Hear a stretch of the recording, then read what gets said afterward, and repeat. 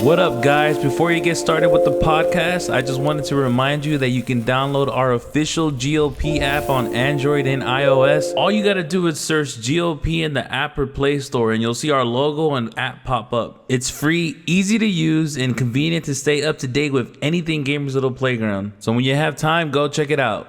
All right, welcome back to the Nerds with Glasses podcast. I am your host, Knowledge. And I'm Javi, guys. We're back again with our live podcast. Yeah. We're kind of liking this, so we're probably going to keep doing this for a while. It's been fun experiment. Yeah. We'll see how it goes, but it's hard to read the chat, so Yeah. we'll see how maybe we'll get a producer to help us out, and that'd be a lot better. And make it easier for us. Yeah, it would make it easier. But anyways, this week we're gonna talk about first the game roundup for this week. We got three pretty big, one for sure, very big games that are coming out this week. Yeah. So let's talk about the other two first. Yeah. Because the one we want to save the other one a little bit. Yeah. The first one is gonna be Life is Strange, which is kind of like. It's been getting, like, I guess audience-wise, very well. Even actually critic-wise, it was doing very good. Yeah, I think I'm the one who's actually playing Life is Strange for our channel, and I'm doing the game movie stuff. And I think it's good. It's like a Telltale style. Yeah, it's one of those graphic adventure choice games. Yeah, you make your choices and they impact. Actually, episode 2 had a really big choice. And I don't want to spoil anything, but it's one of those where it seems like it might be an actual choice that's gonna change the whole story. Okay. And a lot of those games don't have that. They have the choices that seem like they changed, but at the end of the day, it's all right. The thing about Life is Strange though, that it just seems kind of like a hipster. Right, you've mentioned that, yeah. Yeah, like the music is cool. It has indie music, so if you like that type of music, it's definitely one of the only I can't even think of other games that have indie rock. I'm sure there's a lot. I don't know. How many indie games do you play? No, but I'm saying exactly. That's true. I don't play a lot of indie games, but off the top of my head, I don't know a lot of games that have indie rock as their main source of music. Right. So. I don't know, to me, that's one thing that's unique about it, and I enjoy it because it's just different, you know? Right. The other thing, I mean, you really have to kind of because it is set in high school, right? Yeah. So it is going to have a lot of melodrama, stuff like that. Yeah, because it kind of feels like a Sunday afternoon, this special episode about drugs in school, right. It does feel like an afternoon special. It's just kind of corny in that way, but I can see if you're in the younger crowd, you can relate a lot to the issues. I'm sure even we could relate to it. Or Yeah, no, for sure. I mean, it does have a lot about violence, gun violence, of course, and just about being a teenager and going through just other people talking about you and the bullying. The bullying, going through shame. It has those things, and in that way, the game is good, and also the story is getting better. I will say that. So right now, 2 episodes are out, and I think they're $5 or $6 each.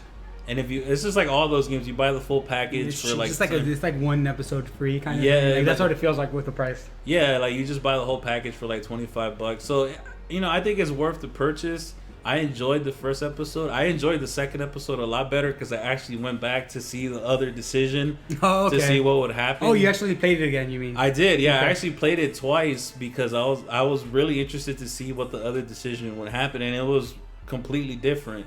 So episode 3 is coming out. It's been getting decent reviews. The second one got a really good reviews. Yeah, I mean, I was seeing 10s and 4.5s. Are you sure those weren't user? Well, it was Metacritic. I gave it a 4 out of 5. I'm sorry, not 4.5. Yeah. So I mean, who knows? I mean, granted, reviews aren't everything all the time. I know. I mean, reviews don't mean shit at the end of the day, but right. But it is a pretty good game. So I would recommend, if you haven't played it, and if you like the Telltale style of games, if you like those graphic if you don't like that, you're not gonna like it at all. Yeah, but if you do, at least try episode 1. But just be warned, it does start a little slow. It definitely picks up at the end of episode 1, and then it keeps going with part 2. It just hits you. Yeah. And then the other thing that's coming out, which a lot of people have been waiting for, is Destiny House of Wolves. A lot of people are excited. I'm excited. I've been playing Destiny since the beta back in the day. Yeah. But even I have been like a lot of people got bored, like kind of like just stopped playing for a little bit. Yeah. And you know that happens to a lot of people, especially with this game that obviously doesn't have extreme amount of like strong content. It has a very good multiplayer, in my opinion. It has, you know, the raids are fun and stuff.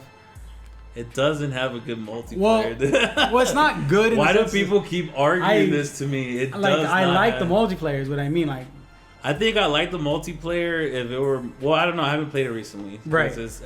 But when I played it in the beginning, it was just too unbalanced.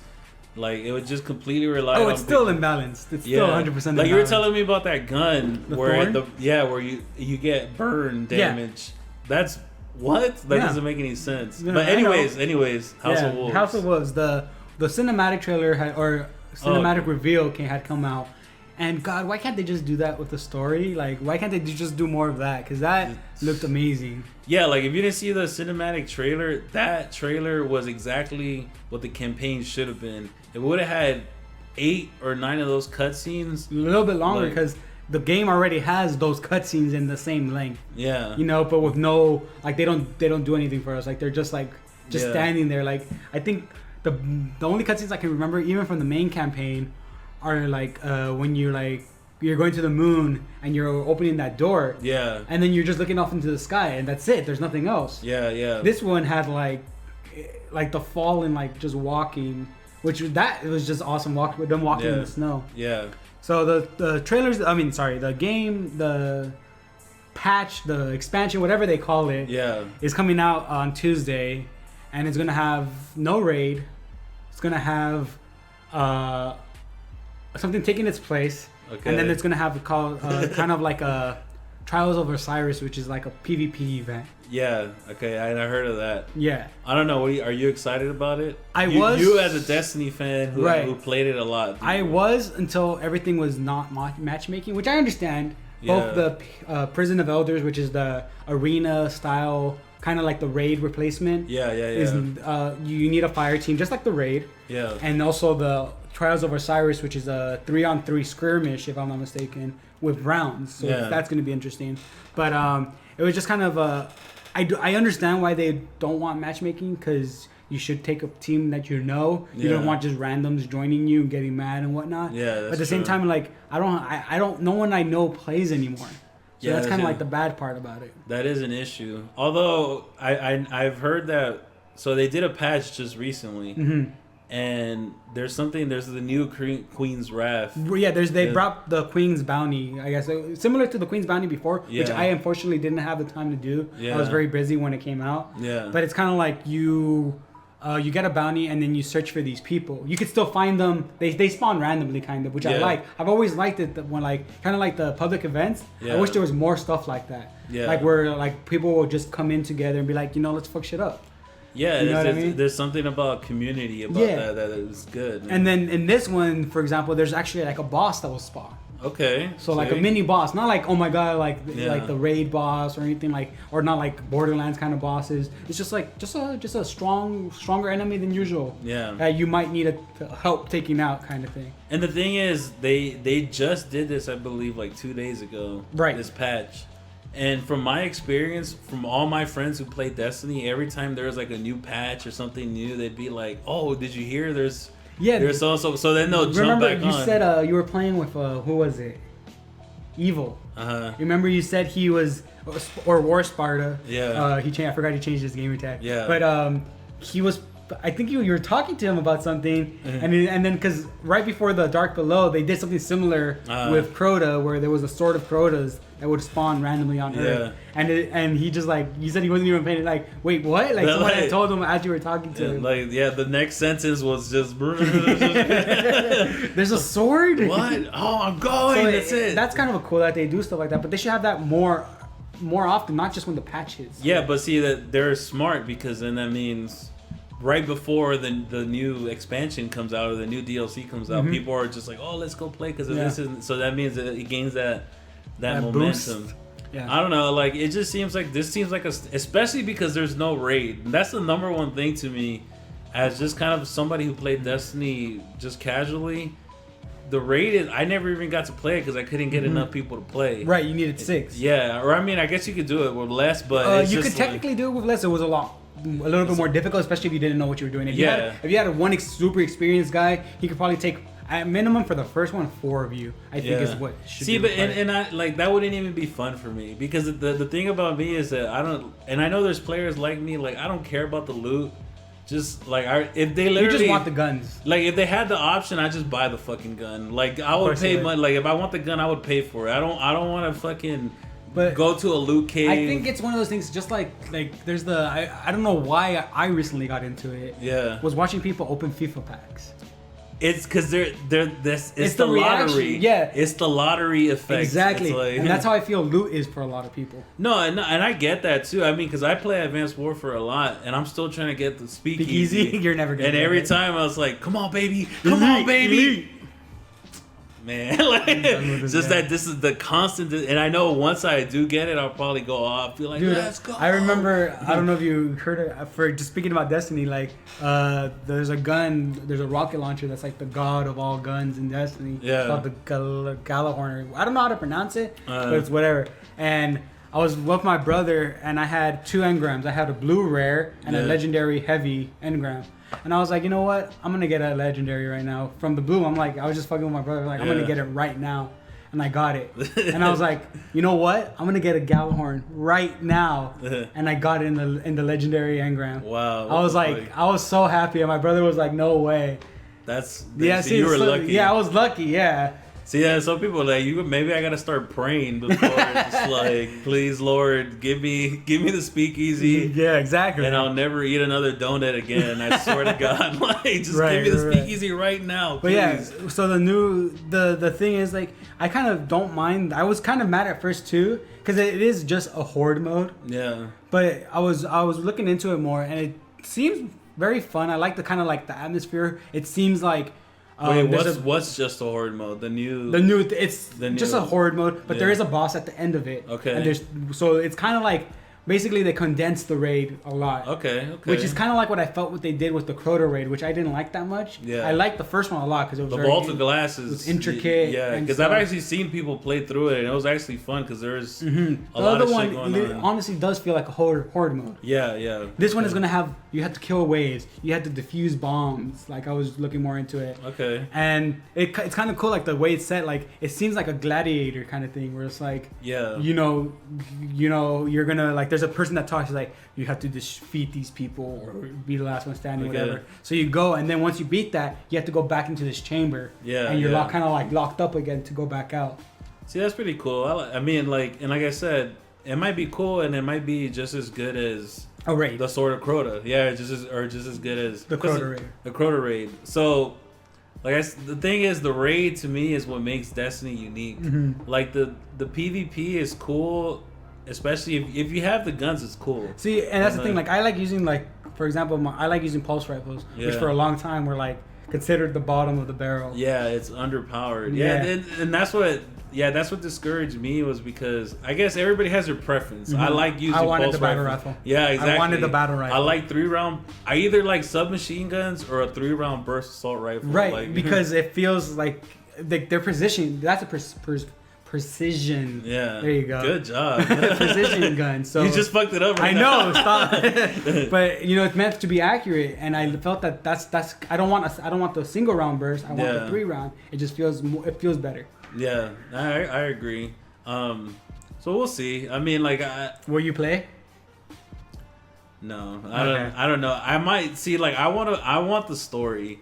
The thing is, I can't get into the universe unless there's a story. Mm-hmm. And I always felt that way. Like the same thing about Halo and Modern Warfare. Look, the multiplayer is good, and I'll jump right into multiplayer. Like once 100%. I get as soon as I open Halo 4, Halo 5, first thing I pop in is multiplayer. You have to make sure it's good. Yeah, but at the end of the day, for me personally, and I know there has to be other people like me. I can't just play a multiplayer game. There needs to be lore behind it. I need to know who Master Chief is and feel involved.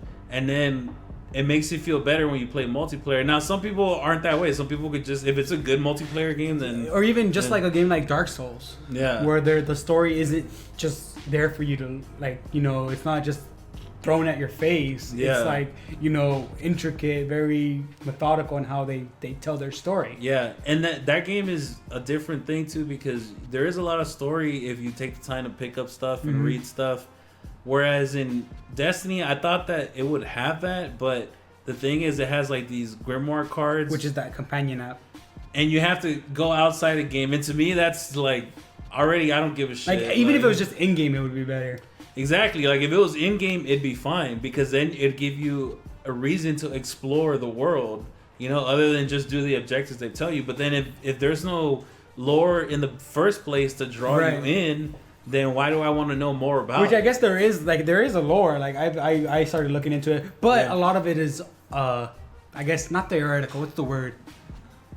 What's the word where someone like people are basically looking into it more than they should? Yeah. Oh, they're trying to read too much into it. Yeah, they're reading into it, trying to bring out this lore that isn't specifically stated. Yeah, and that's and I can see that happening because it just the universe is rich of. And like we have so many characters that we know of that we don't know anything about though. Nothing, and they seem cool. And like, how many times have we said that Destiny 2 shouldn't even be a sequel? It should be a prequel. You should see how Xur became Xur. You should see everything that they talk about. They're like, oh, I could tell you about when the Earth fell or whatever. Like, just show us, and that'd be an awesome war, right? You know. But yeah, House of Wolves coming out on Tuesday, and he's gonna be playing. Yeah, and enjoying whatever story they have. If hopefully maybe if they have a cutscene, just one. That's just all. One cutscene. Crota had none. None, except for the trailer. Right. Yeah. The fucking the other one already did better. Like House of Wolves already did better. Yeah, it was. It was a cinematic trailer too, but it was not. Yeah, the House of Wolves was better. Yeah, it blew it out of the water. It was way better. All right, so the last game that's coming out on the 19th on Tuesday is much hyped. Much hyped. Long awaited. Very hyped. Yes. Much hyped. Don't correct me. Now look. Long awaited The Witcher 3 Wild Hunt. A game that's been delayed several times. Has it? It has. It was supposed to come out last year. It was delayed, I believe. Well, okay, I forgot. Last year was like the year of no games, though. Like, yeah, everything was delayed. Everything was delayed last year, and everything that wasn't delayed was glitchy, buggy, and sucks. Like, that's over exaggerating. There was good there's some, but right. Yeah, there was a lot. But yeah, anyways.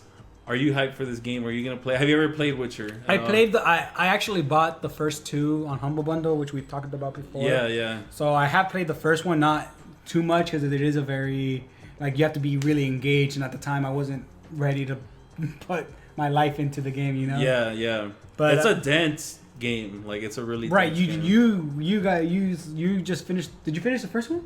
No, we didn't do the first. Okay, so. One. Yeah, so actually, for those of you who are fans of the channel, we're doing a Witcher 2 game movie, and hopefully it'll be up tomorrow, if not Tuesday. Yeah, we have most of the game finished already. Yeah, it's done. It just needs to be edited, completely edited. It's already partially edited, but the game is fun. It looks like the game is cool, dude. It's good. I saw Spanky playing it, and that game looks so much fun. Yeah, I really want to get into the first one now, just so I can know about the second one and third one. Yeah, the problem with the first one is that it's a good game, from what I've read, but it's PC only, which isn't a problem. But it was a different style too. Really? The Witcher 2, I think, learned a lot from Mass Effect on how they can streamline such a. So they did what PC gamers don't like and made it more accessible. Yeah, they majorly streamlined. What is the word? They simplified everything. Yeah, they simplified, and it's still a dense, complicated game.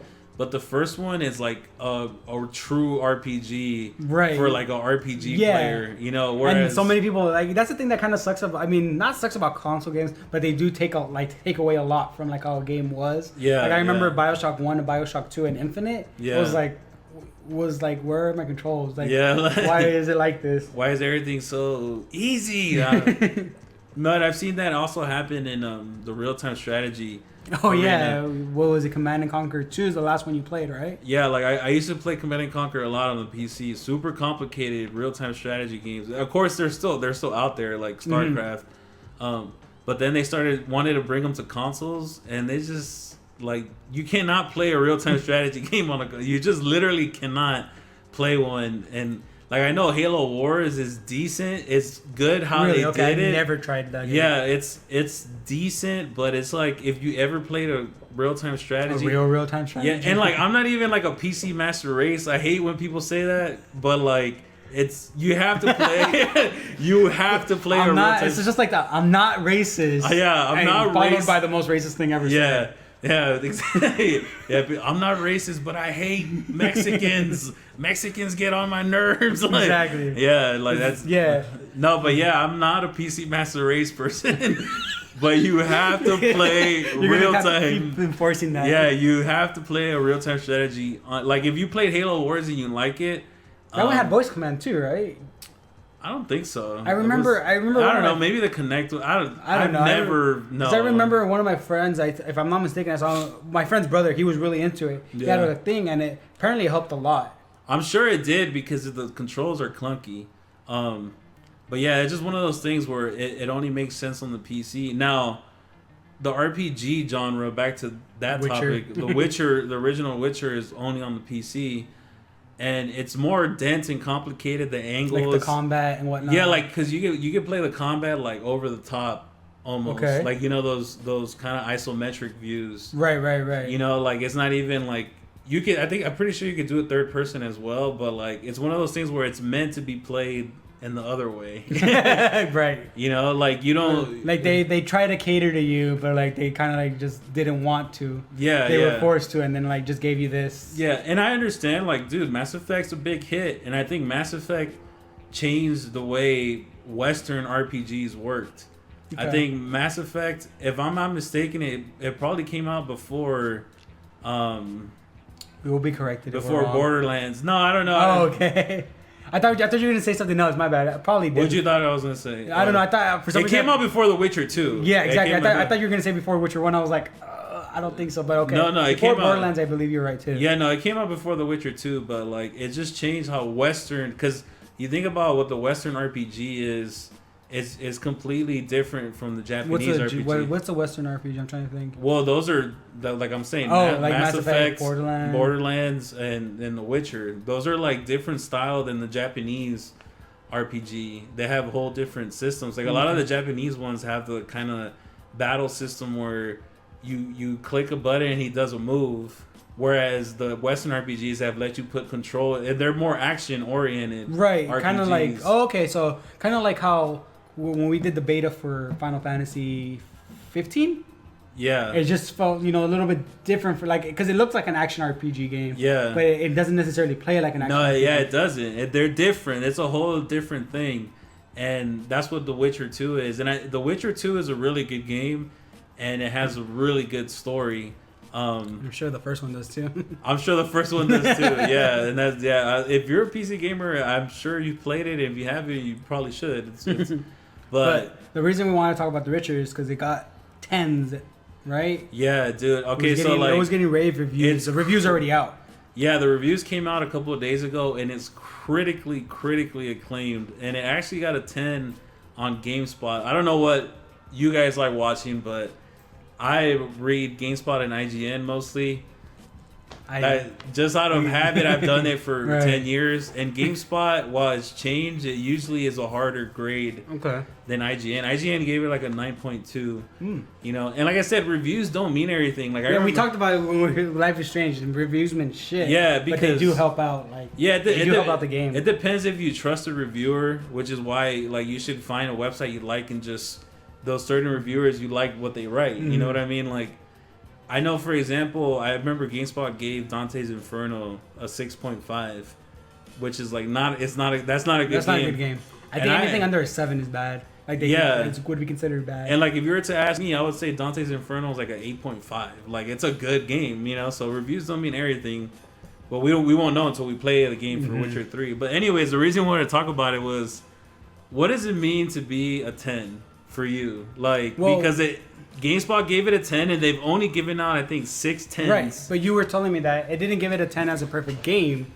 Yeah, well, for GameSpot, a 10 doesn't mean a perfect game. It means an essential game. A game you have to have in your library. Yeah, like a game anyone could play and appreciate, even if they don't like it. Yeah, even if they don't like that genre, or I don't know, like, what would you say a 10 is for you? Like, I guess for a recent console kind of thing is what we're gonna say. Well, or any game. Okay, because off the top of my head, just recently, I could think of like Borderlands 2. For me, was a 10. Okay, so you think anybody can play that game? I believe so. Yes. Okay. I truly believe. I mean, I love that. I mean, granted, it's like just like a review, it's biased. Yeah. And I love that game, but I think anyone can kind of like jump into it. Yeah. And it is an RPG, so I mean, I'm assuming Witcher is.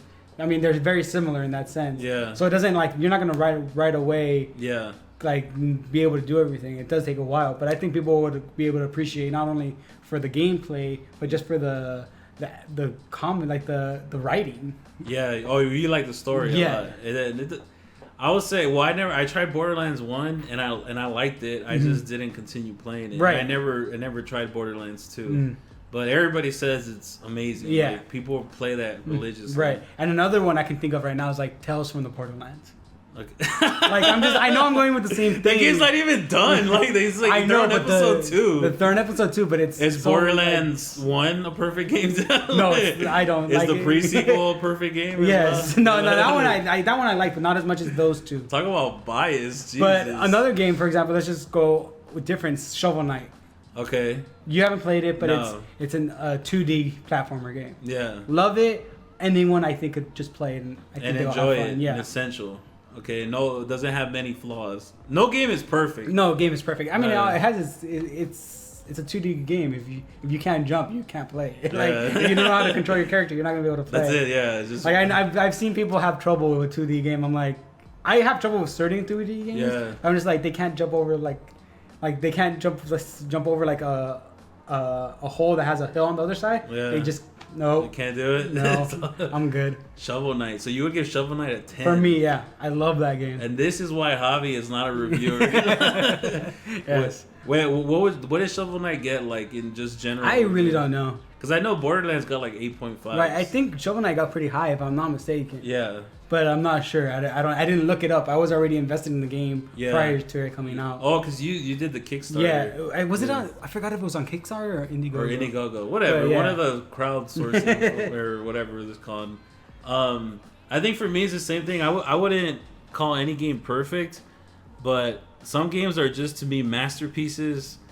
To me, the two that I would call masterpieces has to be Ocarina of Time, which I beat. Like I was a teenager when that game came out. Like it was it's a while ago, but like I remember it was just when you played that game, you just knew that you were in the next level. You knew that gaming had changed forever. Yeah, and like that game has a brilliant story. It has a great RPG system. It had like a good combat system. Like those are the type of things. Like, is it fun to just walk around and fuck shit up? Like, I guess I could. Like, I'm just sorry that brought me like Wind Waker for me because I never played Ocarina. Yeah, but Wind Waker was amazing. See, in Wind Waker, I played too, like years after, because I was one of those people who were like, oh, it's fucking shell shaded, like, oh, fucking cell shaded bullshit. Like, I want the dark. But then I played it later on. And I would say it's a really good game too, but the reason it's not perfect to me is because it was too easy. That's the only thing. That's the only thing I didn't love about Wind Waker was that it was just a little too easy. Whereas Ocarina of Time was a lot tougher. Yeah. Like I said, I never played it. Unfortunately, never had the chance to play it. But you have a fucking DS. You have a 2DS. Like it came out on 3DS. I'm gonna buy it for you. Okay, good. It's gonna show up on your doorstep one day. Like I've literally done that. Like somebody told me like I haven't played Super Mario 64. Your cousin. Yeah, I was just like, what? Like I played Super Mario. I got on 64. Amazon right away. I was like, and I didn't even own a 64. Yeah, dude. No, Super Mario 64. Another one? 9.9. Oh, okay, so not a 10. Not a 10. The control, even though it was like revolutionary, is a little clunky. Okay, and then for me, the other game, which is super biased, I know, but Halo 3 is a perfect 10. Really? Halo? Okay. Halo game? This is why Halo 3 is a perfect game. And I'm going to tell you right now. For one... So it's perfect. No flaws. No flaws. Halo doesn't have flaws, dude. No. Okay, this is why it's a 10. Not a, okay, it's a 10. It's not perfect. For one, it has a great story that it's exciting and emotional. So like, there's real moments if you're into the story that can like bring you to fucking tears, you know. And it's the final chapter in a trilogy, and it's a real final chapter. Like it closes the storylines. Until it gets opened up again. Until they bring them back to make more money. You know, whatever. We'll keep watching. Yeah. That's fine. But on top of all that, I think that Halo 3 created, and I've said this before, I think it just created the package that every AAA game has to have. Multiplayer, Horde, campaign. Yeah, and it didn't have Horde mode. Oh, wait, I'm sorry. I'm thinking it didn't have Firefight. That was... Which one? ODST was the first one that had Firefight. Right. But what it did do is that it had, you know, okay, so the multiplayer was good and it had so many options, and with the custom games, people were so creative. Is that the one with Forge, right? Yeah, it did have Forge, right? Okay, so it was a first. So to me, it's like 5 games in one. You can play the campaign and you can play it over and over again. You can try to unlock skulls, unlock achievements. You can even play it with score and try to get high scores. It has all that. You can play it with friends online. It's a great campaign that you can play over and over again. It's not one of those like one and out. That's it. Like I'm done. I saw the story. I don't want to play this shit anymore. Of course, the multiplayer. I don't even have to say Halo 3 multiplayer is fucking. It's godlike. It's godlike. And I know some people didn't love it when it first came out because they were really into Halo 2. Right. And of course, whenever the new one comes out, they're like, this is not like. Modern Warfare 2 is nothing like Modern Warfare 1, and of course those people hate it, but I think over time Halo 3 people realize it's really good. And then on top of that, the main 2 additions to me is that Forge, it's a whole game for people who love to build shit. It's almost like a Minecraft. It was Minecraft. Like a pre-Minecraft. And I know there's other games like that before, but like in a mainstream AAA game console, like Forge created a whole industry theater, right? And theaters, so you can like make machinimas. Yeah, you can make machinimas. You can make your montages.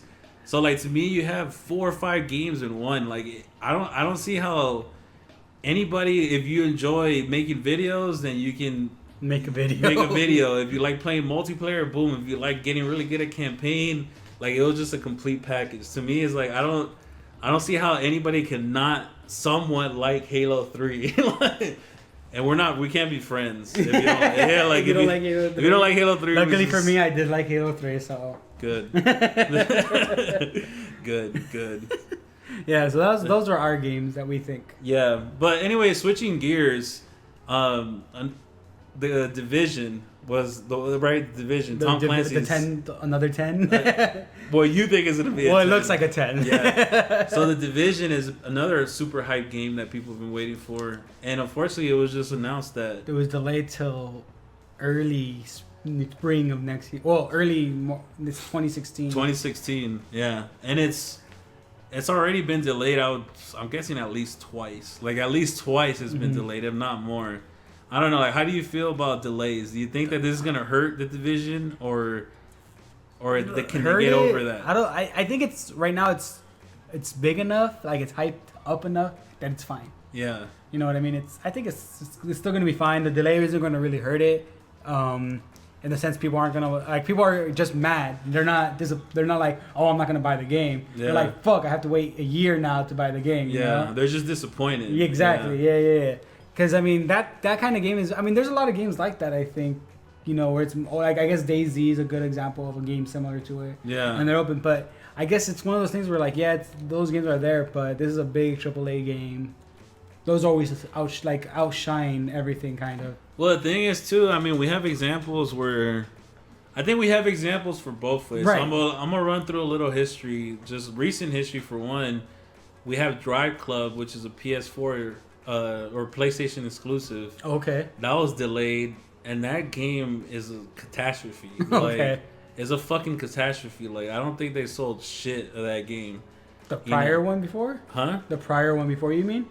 No, like Drive Club, they delayed it, and then when they released it, I see. They haven't sold much, Was there much hype behind it? Well, I mean, the thing was, it was supposed to be a release game with the PS4. Oh, okay. So a lot of people fucking pre-ordered a PS4 thinking that they were gonna be able to buy a Drive Club, and they were fucking hyped. They were like, "Oh, we're gonna get to play this cool racing game," and it didn't come out till a whole year later. Okay. And then I think all that hype was gone. You know what I mean? Like, whereas I'm in the camp where I always say, just get it right. Like, just make sure the game is good, and I think it will do good in the long run. Right. Another example would be like BioShock Infinite, which was delayed very often, and even apparently changed completely from the trailers we saw. Yeah, and it was definitely, because the way it looks is different. The style of it, like the art style. They changed the way the characters look. Yeah, you're right. But yeah, I think as long as they get it right, that's what matters. But again, like I said, there's examples all over the place. One of the most famous examples to me is Twilight Princess, where Twilight Princess was supposed to come out, I'm guessing like 2005, late 2005. Right near the beginning of the Wii. Yeah, like this was before like people even knew the Wii was coming out. Like they started talking about Twilight Princess like a year before people even knew about the Wii. Right, exactly. Right, so like it was one of those like, okay, we're gonna get this Zelda game. This is gonna be like the last hurrah for the GameCube. Once the people knew about the Wii. And then they delayed it, and they delayed it. They delayed it like a year and a half, which they always delay Zelda games. But the thing is, like, I think it's a good and bad example, because it's good. It sold really well because it was a release game for the Wii. Right. And the Wii sold like fucking crack on everything. It sold. Yeah. That was... People were in line at fucking 3 a.m. just like, where's my Wii, bro? Yeah, that's true. It was a crazy fucking Christmas that when the Wii came out. I remember so many people in line for the Wii the day after. There's no Wiis anymore. Yeah. Like, they're gone. I remember, dude, my sister back then, I think I was like in high school or maybe early college or something. And my older sister wanted to buy us a Wii, me and my siblings, and she paid like $600, dude. Like, ouch. And she waited in line. Like, she bought one online. And then she also bought another one for her boyfriend, and like she waited in line like at 3 a.m. And she got lucky. Like, that's how crazy it was. But anyways, to the Twilight Princess point was, it sold well, but at the same time, the game, people didn't love it as much. Like, people were like, yeah, it's good. It's one of those games where people were like, yeah, it's good, but like it's good, but right. And I think one of the things that hurt it was that like it seemed almost outdated to that point. Like, it seemed like so it seemed like it was meant for the GameCube. Yeah, it seemed like it, which it was. It was meant for the GameCube. And sure. that's one of those things where it kind of hurt the game. I mean, I think people still love the game and it sold a lot. I guess that's all that matters, is that it sold a lot to them. Yeah. Yeah, I mean, because if a game doesn't sell, they're not gonna keep going, which is a problem with a lot of games. Yeah. A lot of good games, or like games that are like good, but not in the like typical sense. Yeah. Don't sell well, and then they never get anything more. Yeah, and like one game can derail a whole franchise. Right. Like, and they haven't had a really good history since then, because then after that is Skyward Sword. Right. Which was reviewed up to the sky, but I can't name one person I know that owns the game. You don't own it. Right. But The Division, I mean, I don't know if it will get. I mean, it's been a while since a Tom Clancy game. Yeah. Right? Yeah, Rainbow Six. Well, a good one. Oh, okay. No, because Rainbow Six came out like 6-7 years ago, like the last one. Yeah, it was a long time. Right. Yeah, and then Ghost Recon. That's Advanced right. Warfighter was pretty good. Oh shit, really? Yeah, or Future when Soldier. When did that one come out? It's like 4 years ago. Maybe. Okay, so I mean, it's not like a yearly series. No, it's not. They have a lot of hidden. Well, you know what? No, depends what you're talking about, because the Splinter Cells came out. Oh. The last one was okay. Like, but this is its own thing, right? It's not based off. Yeah, this is a whole different thing. I mean, it's a new franchise, but like it's completely different, and people are pumped up about it. It looks. I mean, granted, the trailer for this, and then the trailer, or was it the gameplay trailer for The Division, and the gameplay trailer for the Rainbow Six the Siege were amazing because of the people they had on teams talking. And by the way, if you guys haven't seen these trailers, I think every single like gameplay trailer like for multiplayer should have this, because they have these voice actors who are supposedly like online players and communicating with each other.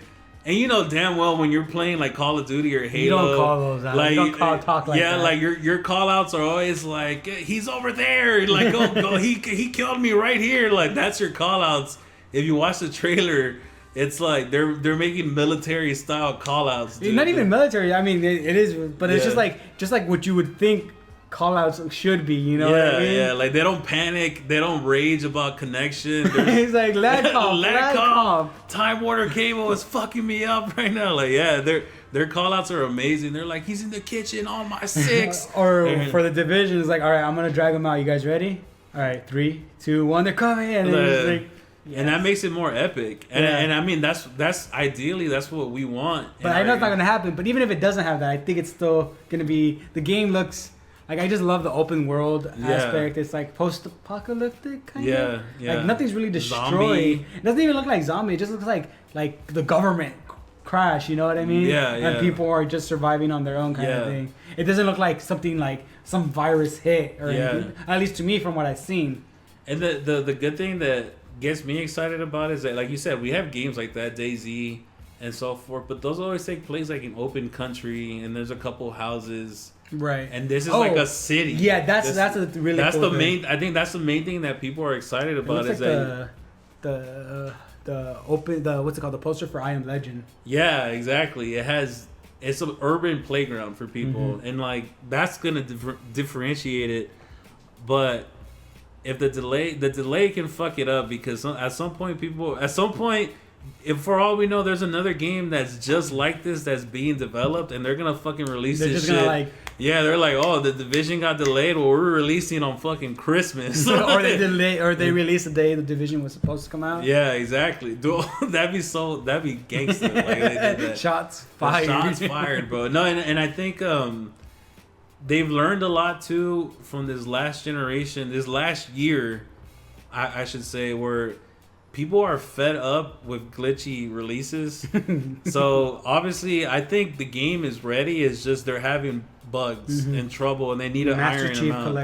Master Chief Collection, Assassin's Creed Unity, The Crew, Drive Club. Oh, The Crew had a problem. I was actually looking forward to that game too. Yeah, that game was full of shit too. Like, I know. That's what I'm saying. Like, I was looking forward to it until everyone's like, nah. Yeah. So all these buggy releases, I know we're missing like the most important ones. I can't think of. I thought Assassin's Creed Unity was the biggest one. Well, that's the one that people made the biggest deal about. Yeah, but like people are fed up with having these releases. So I bet you the Division is playable and ready to go. It's right. I hope I want a beta so bad. They have, dude. For a game like that, they have to have a beta. I'm sure they've had one too. Well, at least a closed beta. I haven't heard anything about a beta. Yeah, they have to have a beta. As soon as I hear something about it, I'm going to sign up wherever I need to try to get in there. Kill whoever you need to. Whoa. Yes. Don't say it on video. Shut the fuck up. But Assassin's Creed Unity, speaking of Assassin's Creed, we're talking speaking of yearly games. Games and buggy releases. Hopefully this one isn't. It looks good. Yeah, so Assassin's Creed Syndicate was real. And by the way, what's with the name change? I like the original name was Assassin's Creed Victory. Was it? Yeah. I didn't know that. At least that's what people were saying for like months, dude. Okay. They were calling it Assassin's Creed Victory. Maybe that was just one of the rumor names, though. Well, if it was, they should hire that fucking person because it's one of those things that, God damn it, we don't want the title out there. We have to change it now. Yeah. The thing is, like, Syndicate feels like a side game like title, like it feels. Oh, okay, I see by the name. Yeah, it feels like I know what you mean. Like Assassin's Creed Dead Kings, Assassin's Creed Liberation. Like, it doesn't feel like a main game title. I don't know. No, you're right. Yeah, I understand. Like, just like the pre-sequel doesn't feel like a main game title for Borderlands. Yeah. And this is one of those franchises that people are, I guess, tired of in a way, because every comment I read is either like, this is the first one I'm gonna play since Brotherhood, or they haven't made a good one since Assassin's Creed 2, or since 1, or this is Call of Duty 2.0. You know, all of that's all the comments, but yet I know people buy them and play them. Yeah, you know? I mean, that's the thing. Same thing about Call of Duty. Everyone complains about it, yet it's like the best-selling game every year in, year out. It's true. And then the games that should be the best-selling get like not even half. You know what I mean? It's like, And the funny thing is that Call of Duty is selling like at half the rate that it was selling at its peak, and it's still the highest selling game. You know. Oh God. But I think I like the reveal. I saw the whole reveal when they happened. I just like the whole like London Victorian era. That's why it's called Victory, right? I'm assuming. That's exactly what people were thinking. Like, okay. It's almost like, is it too obvious or maybe they're like shit. They should switch back. That's all I'm saying. Switch the back character, to that name. It seems kind of like the same thing, like Brotherhood and even Assassin's Creed 4 co-op. Yeah, it seems like there's a group that you can kind of play with. Yeah, so there's probably gonna be co-op-ish stuff. Well, the cool thing is that there's two main protagonists, and there are two playable protagonists. Okay, so they're a brother and a sister. And just they have cool chemistry already. You could tell. And I forgot that Jacob and Evie are their names, if I'm correct. Jacob Fry, yeah. Jacob Fry and Evie Fry. Yeah. And it seems a lot like Brotherhood in the way that, you're going to have to recruit people and take over. It looks like almost like... Yeah, because it even says we need to take back London or whatever. Yeah, it's like almost like taking gang warfare. Yeah, and I remember from the review, it seems very like Robin Hood-esque. Yeah, because it's like the lower class fighting against the people who are in control, which is the same thing in Unity, no? Yeah, I mean, I guess well, it's similar thing in Unity. I think that's in every Assassin's Creed. It's always like the assassins are for the people, you know, like that's the whole point. And then the Templars are in control, but the Illuminati. Yeah, but it does seem here where the modern setting is starting to unfold to show itself more in the sense that in modern Assassin's Creed, which they completely threw out the window, they haven't even touched it the past two after games. They killed Ezio. Yeah, like they just forgot. No, Desmond. After Desmond is gone. Spoiler alert. Like, sorry. Like what? No. It's not. We don't know if he's dead. Unconfirmed. Okay. I'm just saying. Allegedly, he died. Allegedly, he might be dead. Possibly, probably, maybe. What the fuck were we talking about? Oh yeah. So to me, it seems like the modern setting is actually getting in place now, because in the modern Assassin's Creed, the Templars are in complete control of society. They have a lot of money. So it makes sense if the Templars were like leaders in the Industrial Revolution, right? Because it would have made. That's where they get the most of their money. Yeah, and I imagine people like, I know American industrialists. I don't know too much about Britain industrialists, but I know American people like Rockefeller and J.P. Morgan and those people who made steel. It's obvious to me that they would be Templars, and that's how they get all this money.